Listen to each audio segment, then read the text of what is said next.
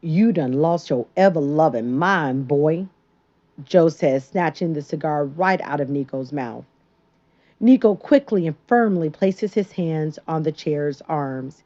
He almost forgot where he was. You what? Boy, don't make me. I oughta. Joe draws his hand back as if to slap him. Nico always did hate Joe's stupid penthouse etiquette. Who ever heard of a cartel huncho who didn't like the smell of cigar smoke? Or Crown Royal? Nah, Joe's a wine man. He's always been uppity. Nico has always dreamt of the day when he would be sitting large, looking down on his own kingdom. There are days he's even considered taking Joe out himself and speeding up the process. Yeah, that would be ideal, except Joe is his daddy. And he already has Nico living in a penthouse of his own. And it's impossible to forget those four goons that are ever ready for confrontation, not to mention the two policemen watching on surveillance. Yep, just an average day at the crib. Chill, old man. You know I like a black and mild after a hard day's work. Nico says, sipping his yak. Always carried his own. A hard day? Man, you babysitting folks, Joe retorts. He then snaps his finger and points to the glass in Nico's hands. The shortest, blackest goon snatched the glass. You straight tripping, Nico states, slapping the glass, causing it to crash to the floor. Quickly, he gets to his feet and headbutts the short man while applying a knee to his abdomen. With cat like reflexes, Nico removes his two pieces, one from his side holster and one from the back of his pants. Swiftly, he turns, pointing one gun at each of the goons at his side. I ain't no punk. You better back up off me. Nico huffs out of breath. I'm counting to three, he warns. Nice to see the fight in you, son, Joe commends. That's enough. Snatch, Winston, y'all make your rounds. Floyd, you out, Joe says, instructing the two larger men to remove the smaller guy. Nico is real full of himself. I don't know what you done heard, he begins, imitating Martin Lawrence's character, Dragonfly Jones, but somebody done told you wrong, punk. Nico says, taking a crazed karate stance. Not cool, Nick. Not cool at all, Joe says, sliding onto his suede ivory sofa. Nico laughs. You gonna have to stop playing so much if you gonna ever run this empire. I know, Joe. Nico replies, putting away his guns. See, you done got Floyd fired. He had 8 babies to feed and his mama's on life support. Joe reminds him as he motions for the housekeeper to remove the broken glass. She should have paid you your money by the third. Her fault. Right, but still. Anyway, how the fam? They cool. Nico answers, taking his seat on the sofa next to Joe. You got Fred's gift for her? Joe confirms. Yeah. Good. Keep an eye on that girl and sweet Aretha. Joe stomps his foot. Nico's face contorts. Joe, that's just nasty, man. Hey, let me do me and you do you, Joe replies, fingers intertwined, eyes closed. Just stick to the plan and don't let no fool step to Fred's woman. Don't worry, Nico says, carefully rubbing his lower lip with his finger, remembering the kiss they shared. I got that. Whatever you thinking, scheming, up to, better not mess with my paper. You blood, but Nico hears a click in his ear. You know how I get down, Joe says, lifting his legs onto the coffee table while turning on the TV. Yeah, Suge Knight ain't got nothing on you. Nico responds, pushing the gun away. I'm out. Much love, son. Be careful out there, Joe says, just before Nico reaches the two oversized redwood doors. Yeah, I'm going to check on your, he fake coughs, investment. Shock wasn't the word to describe what Camille was going through as she thought of kissing the cab driver. Had her lips really betrayed her? She kept replaying the scene in her mind. She felt like slapping herself. And what about that man? She couldn't believe he didn't resist. Maybe she's more irresistible than she had imagined. She looked at herself in the mirror and smoothed the sides of her blunt bob haircut. What am I thinking? She suddenly asked, turning away. Running her fingers through her hair in a torturous fashion, she exits the bedroom. Camille is relieved that the day is over and all the family has gone. Surprisingly enough, they've left her home in a somewhat tidy condition, if you don't count the three large trash bags still sitting in the kitchen. Black people. This moment strikes Camille as a Calgon moment, but Moscato will do. Cautiously, she approaches her bar, noticing the white gift box sitting like a beacon in the dimly lit room. Taking a glass of wine in one hand and the gift in the other, she goes to her backyard. She lowers herself onto her favorite spot on the pebbles in front of the fountain while eyeing the gift in her lap.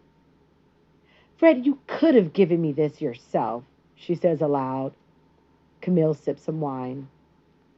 Was this part of your grand plan? You think you should have let me in on it? She drinks some more wine.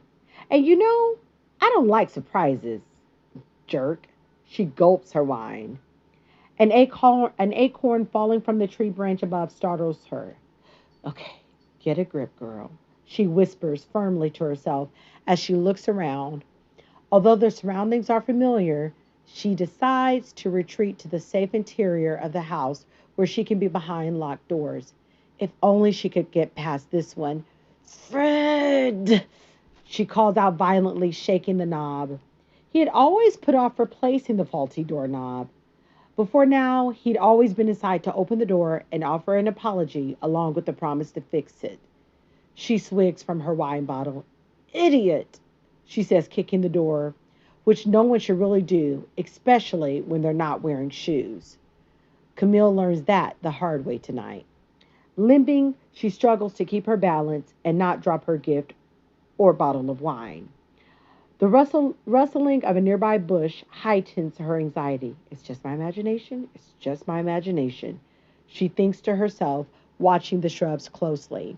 The second and third windless bush flutter causes Camille to hop as if she's standing on hot beds of hot coals in a need of a potty break.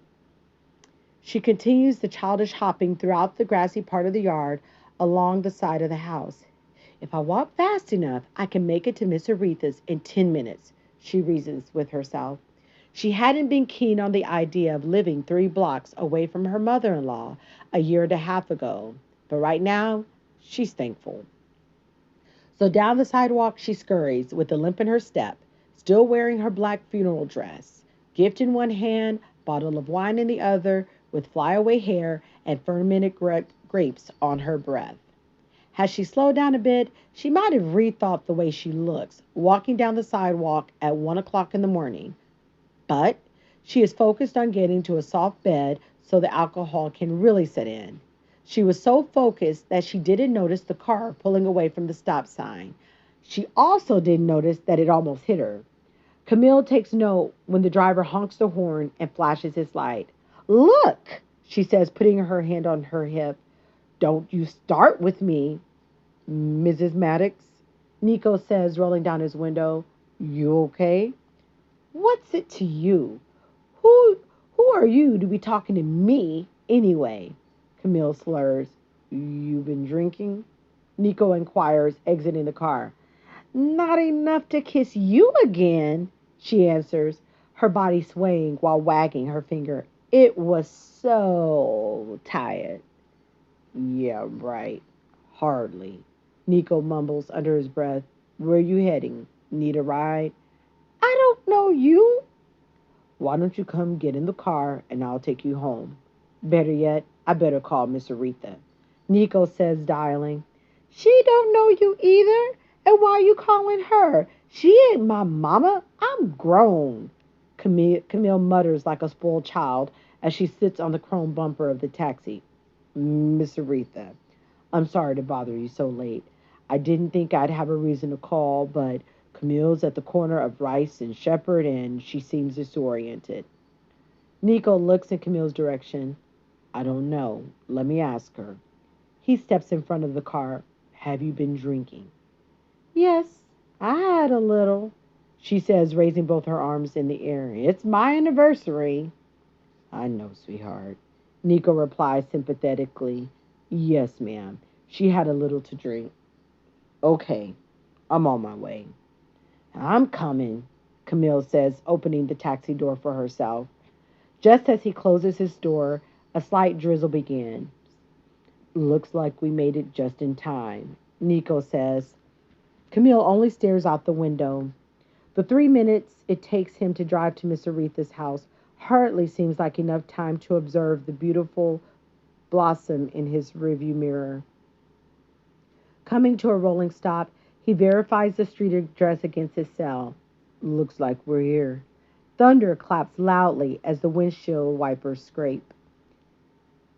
It's rained every anniversary that I can remember. He never let my feet get wet, Camille reminisces. The patter of soft raindrops fill the air. The sound of shattering glass interrupts the moment. What the? Get down, Nico yells. He gets out of the car and is armed as the car skids backwards down the street with his headlights off. He cocks his pistol before he remembers his passenger. He hides his piece, then surveys the damage to the rear window. A paper-covered rock is lodged in one of the front air vents. Its contents lights a fire in Nico. Quickly, he picks up Camille and hand delivers her to Miss Aretha's living room couch. He leaves in a rush without waiting for his tip. So unlike him. The message has him shook. It said, I'm watching you always. Don't get it twisted. You'll be telling your family bye too. You gonna get yours and I'ma have mine. End of chapter.